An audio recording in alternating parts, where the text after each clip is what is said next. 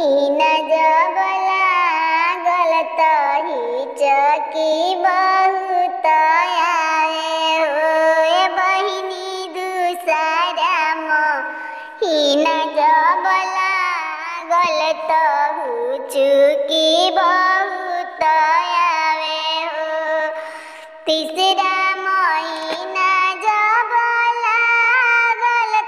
मुहावा झुराई गईले हो बहिनी जियारा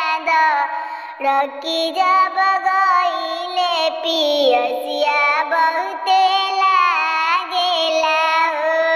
बहिनी जियारा रख जब गईले पियसिया बहुते लागेला हो चौथा महीना जब लागल घोड़ावा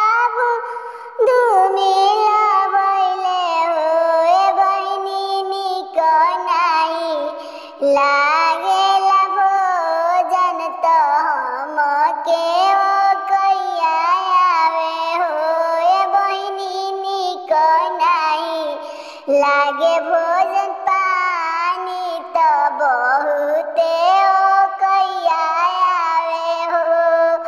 पाँचवा महीना जब लागल जीवा पिराए लागल हो ललना रोटी पर आवेला कैया खटैया बड़ा नीक लागे हो ललना रोटिए से आवेला कैया खटैया बड़ा नीक लागे हो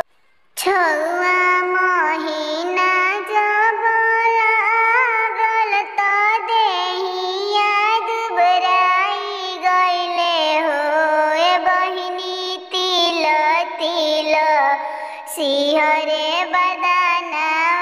खपड़वा बड़ा नीक लागे हो बहिनी तिल तिल सिहरे बदन